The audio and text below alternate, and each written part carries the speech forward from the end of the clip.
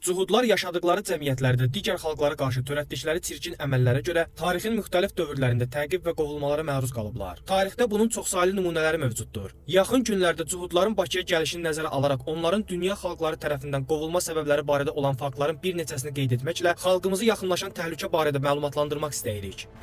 İngiltərə 1290-cı il. Orta əsrlərdə İngiltərədə cuhud icmaları ticarət və sələm sahələrində fəal idilər. Cuhudlar sələm vasitəsilə insanları borclanmağa vadar edir və xalqın gəlirlərini ələ keçirirdilər. Beləliklə, borcları daha çox artan xalq öz dolanışığını təmin etməkdə çətinlik çəkir və qazancını cuhudlara verməyə məcbur olurdu. Lakin 13-cü əsrdə cuhudların iyrənc siyasəti yerli ingilislərlə münasibətlərin gərginləşməsinə səbəb oldu. Xalq arasında həm dini, həm də iqtisadi narazılıq artdı. Beləliklə, 1275-ci ildə 1-ci Edvard yəhudilər haqqında qanun qəbul etdi və onların həyata keçirdiyi sələm siyasətini məhdudlaşdırdı. Ardınca cuhudlara bədc, yəni xüsusi nişan taxmaq məcburiyyəti qoyuldu ki, küçədə gəzərkən digər insanlar onları tanıya bilsinlər. Bu qanun cuhudlar üçün sözün əsl mənasında biabırçılıq idi. Bir anlıq təsəvvür edin ki, evdən çıxarkən yaxanıza xüsusi nişan taxırsınız və küçədən hər kəs sizi barmaqla göstərir. Beləcə, hər kəs cuhudları taxdığı nişandan tanıyır və özünü onların hilələrindən qoruya bilirdi. Bundan başqa, cuhudlara daşınmaz əmlak satmaq və sələm vermək kimi işlərlə məşğul olmaq qadağan edildi. Beləliklə,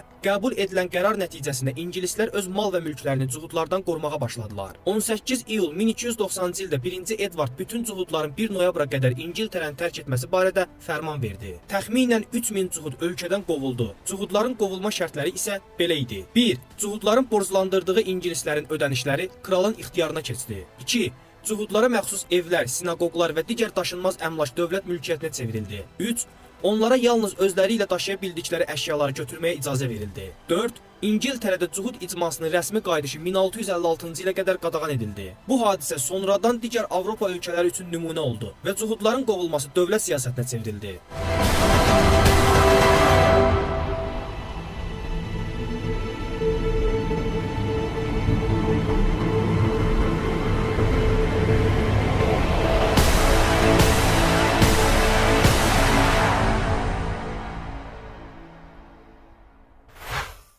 İspaniya 1492-ci il Alhambra fərmanı. 31 mart 1492-ci ildə 1-ci İzabella və 2-ci Ferdinand tərəfindən imzalanan fərmana əsasən İber yarımadasındakı bütün cuhudlar 31 iyula qədər ölkəni tərk etməli idilər. Sənəddə qeyd edilirdi ki, cuhudlar gedib bir daha qayıtmamaq şərti ilə ölkədən çıxmalıdırlar. Onlara əmlaklarını satmaq üçün icazə verildi. Lakin qızıl, gümüş və pul kimi maddi vasitələri aparmaq qadağan idi. Beləcə, cuhud icmaları İspaniyanı tərk edərək Osmanlı İmperiyası, Şimali Afrika, İtaliya və Fransa kimi bölgələrə sığındılar. Bu hadisə cuhudların böyük diasporasının başlanğıcı oldu.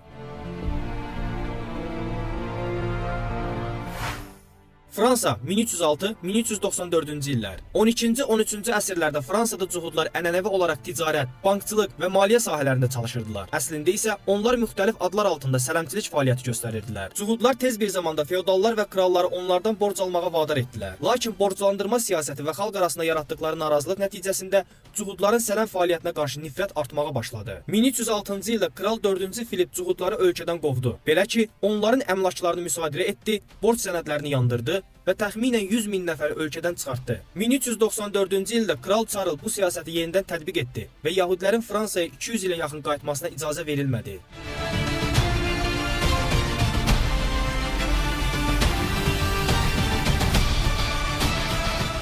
Qara ölüm dövründə cuhudların qovulması. 1347-1351-ci illərdə Avropada yayılan qara ölüm, yəni taun xəstəliyi milyonlarla insanın ölümünə səbəb oldu. Avropa xalqları cuhudları quyuları zəhərləyərək xəstəliyi yaymaqda ittiham etdilər. 1348-1349-cu illərdə Fransa, Almaniya, İsveçrə və İspaniyanın əksər şəhərlərində yəhudilərə qarşı kütləvi hücumlar baş verdi. Cuhudların sələm siyasəti bu nifrəti daha da dərinləşdirdi. Digər ölkələrdə də cuhudlara qarşı peşə məhdudiyyəti, nişan taxmaq və yaşayış qadağaları geniş yayıldı. Beləliklə cuhudlar bir çox Avropa ölkələrində yalnız xüsusi nişan taxmaqla küçələrə çıxa bilirdilər.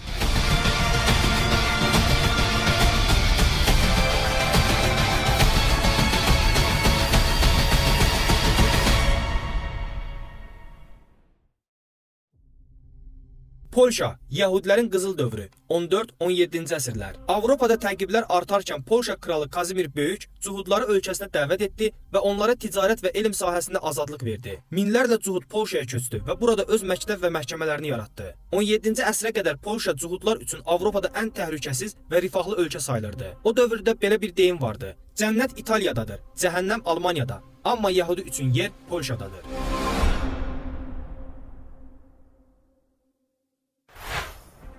Ukrayna Xmelnitski üsyanı 1648-1657-ci illər. Bu dövrdə Ukrayna torpaqları Polşanın nəzarətində idi. Kəndlilər və Kazaklar cuhudların tətbiq etdiyi ağır vergilərdən və zadəganların zülmündən bezmişdilər. 1648-ci ildə Kazak lider Bohdan Xmelnitski üsyan qaldırdı. Nəticədə minlərlə cuhud qətlə yetirildi, yüzlərlə kənd yandırıldı. Tarixçilərə görə 100 mindən çox cuhud öldürüldü və ya köç etməyə məcbur qaldı.